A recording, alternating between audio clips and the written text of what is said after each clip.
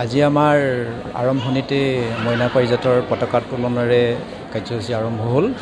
ইয়াৰ পিছতে আমাৰ বৃক্ষৰোপণ কাৰ্যসূচী, তাৰপিছতে আমাৰ যি আজি সাংস্কৃতিক অনুষ্ঠান ৰূপকোঁৱৰ দিৱসৰ লগত সংগঠিত সেই অনুষ্ঠান কেইভাগী এতিয়া আমাৰ যি সাংস্কৃতিক কাৰ্যসূচী সেয়া চলি আছে। কিন্তু এইখিনিতে উল্লেখ কৰিব লাগিব, যিহেতু আমাৰ গোটেই অনুষ্ঠানটো আমাৰ তিনিচুকীয়া জিলাৰ মইনা পাৰিজাতৰ সৌজন্যত অনুষ্ঠিত হৈছে। এই পতাকা উত্তোলনেই হওক বা বৃক্ষৰোপণেই হওক, এই গোটেইখিনিত আগভাগ লৈছে আমাৰ উঠি অহা মইনাসকলে। গতিকে এই অনুষ্ঠানটোৰ বিশেষ তাৎপৰ্য বুলি মই অৱগত কৰিব বিচাৰিছোঁ।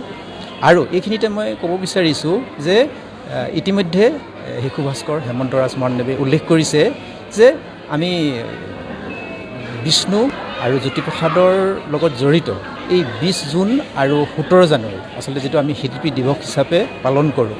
কিন্তু আমি অকণমান ব্যতিক্ৰমী হৈ পেলাই, যিহেতু তেখেতে উল্লেখ কৰিছে যে আমি মৃত্যুৰ দিনটোত এই মহান ব্যক্তিসকললৈ আমি শ্ৰদ্ধাঞ্জলি জনাওঁ, কিন্তু জন্মৰ দিনটোত তেখেতলোকৰ সৃষ্টিৰাজিক যদি আমি নৱপ্ৰজন্মৰ আগত চৰ্চা বা পৰিৱেশন কৰি আমি দাঙি ধৰিব বিচাৰোঁ, তেতিয়া আচলতে সেই দিনটোৰ তাৎপৰ্য অতি গুৰুত্বপূৰ্ণ আৰু উল্লেখযোগ্য হয় বুলি ভাবোঁ।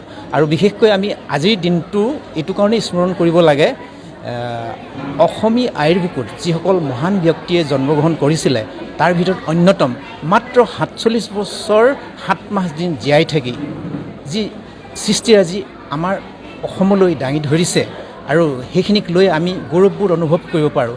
গতিকে পুনৰ এবাৰ আমি এই মহান শিল্পীজনালৈ আমি স্মৰণ কৰিছোঁ, তেখেতৰ সৃষ্টিৰাজিৰে আমাৰ নৱপ্ৰজন্মৰ মাজত আমি পৰিৱেশন কৰি বা আলোচনা কৰোঁ।